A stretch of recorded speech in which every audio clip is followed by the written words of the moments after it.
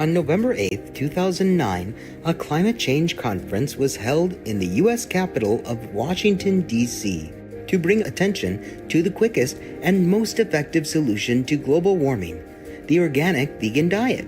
Titled Humanity's Leap to the Golden Era, Washington, D.C. Climate Change Conference, the event brought together experts of science and health, as well as international ambassadors, media members, and artists.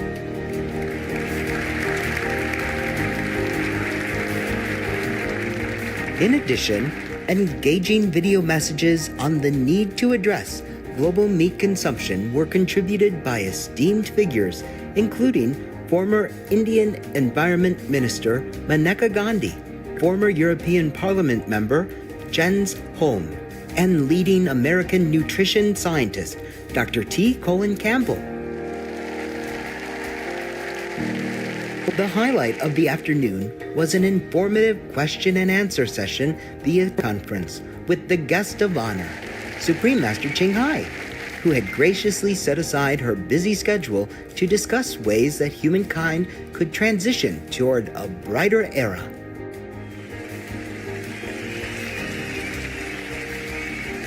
We now invite you to join us for part 1 of the rebroadcast of the live conference with Supreme Master Ching Hai, titled Humanity's Leap to the Golden Era, Washington, D.C. Climate Change Conference, on November 8, 2009 in Washington, D.C., USA.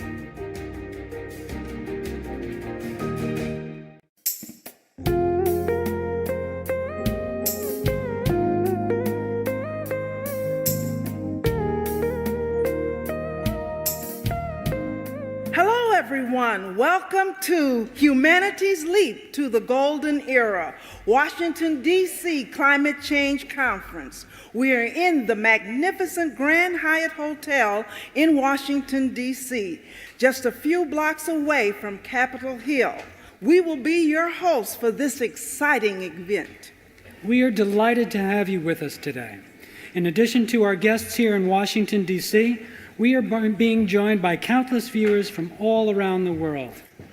This event is being broadcast live globally on Supreme Master Television through free-to-air satellites and dozens of cable channels on every continent.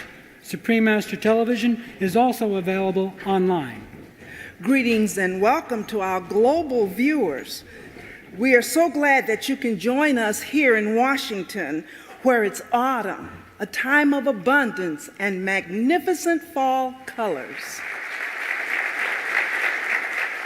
Let's just take a moment to go over this afternoon's program.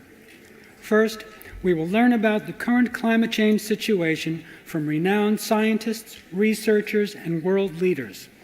They will share the latest scientific facts, many of which are not widely discussed. They will also suggest solutions to global warming, which are both practical and easily implemented. Finally, we will take a look at what our world might look like after these solutions are implemented. In addition to our speakers, we have several joyful performances by international artists that have been woven throughout the fabric of this program. So let's begin with some uplifting music. Our first group, the Applaudir Music Septet, is from Washington, D.C., USA. This eclectic and talented group of musicians performs a wide variety of high-caliber classical compositions. This afternoon, they will be performing Beethoven's Septet First Movement. Please give a warm applause to Applaudir Music Septet.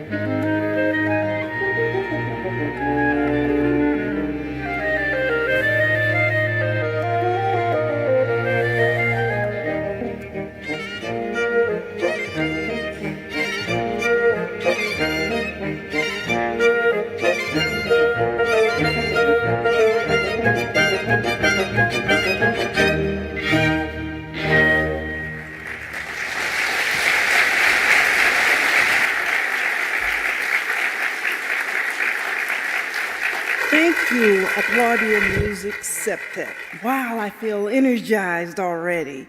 This group, which consists of people from several different nationalities, reminds me of the United States. You know, this generous and noble country is a veritable symbol of freedom and opportunity.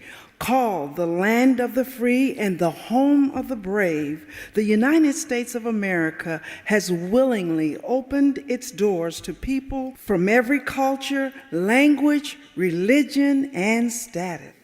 Yes, it is a nation of many notable accomplishments. Let's have a look at some of them in the following video.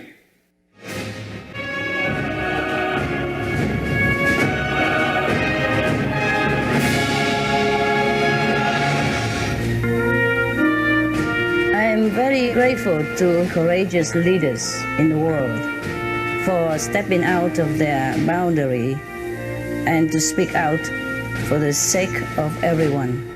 Even if the public does not appreciate their goodwill, heaven will take note.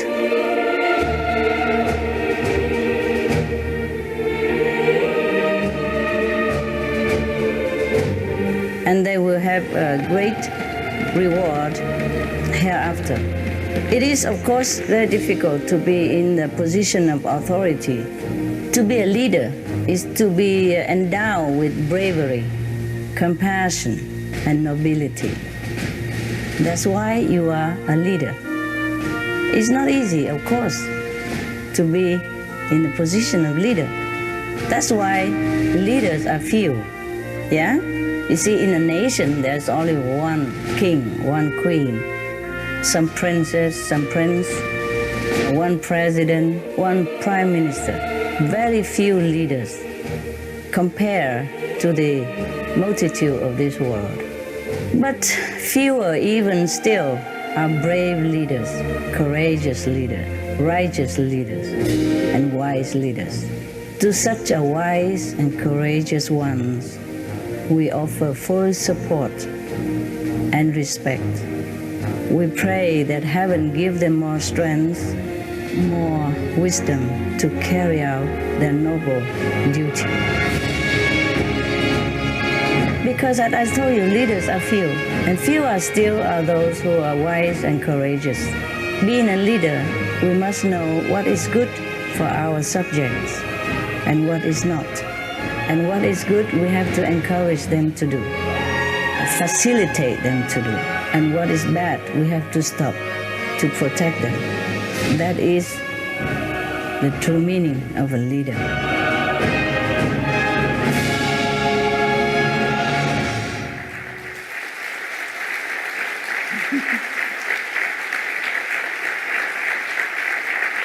May heaven continue to bless the United States and all nations of the world. Here in prestigious and historical Washington, D.C., we have many distinguished guests who have graced us with their presence this afternoon. We would like to introduce some of them to you. It is our utmost honor in this very rare and special occasion to welcome here in Washington, D.C., dignitaries and friends from around the world. Please join us in welcoming Ambassador de Brum from the Marshall Islands, Ambassador Cross from the Republic of Suriname, and Ambassador Williams from St. Kitts and Nevis. We would also like to welcome distinguished diplomats representing more than 25 additional countries throughout Europe, Asia, and the Middle East. We are truly grateful for your presence at this event. Although he could not be here today, we received a personal greeting from another distinguished person, the UN Secretary General, Mr. Ban Ki-moon. This respected leader from Korea is very concerned about climate change and has stressed that a unified world effort is the only way to resolve it. He sent the following message, quote, "To Master and all in attendance and viewers, with thanks for your kind understanding and our best wishes for a successful event," unquote. We thank Mr. Ban Ki-moon and all other leaders of the United Nations who are working so diligently to halt global warming.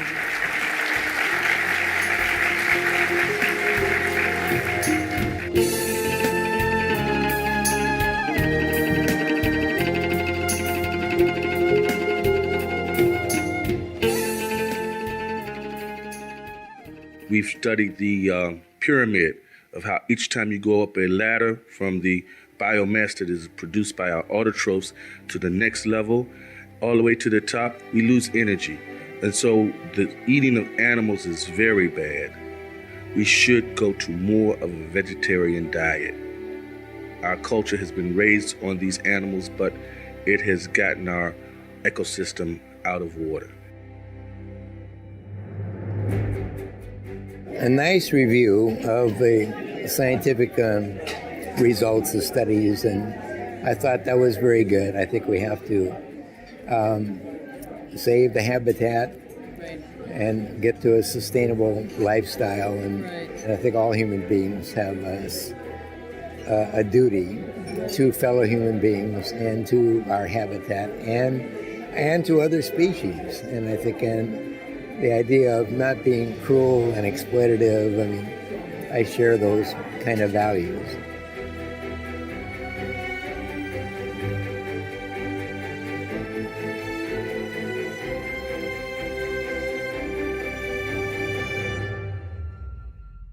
Gracious viewers, we appreciate your presence today on Words of Wisdom.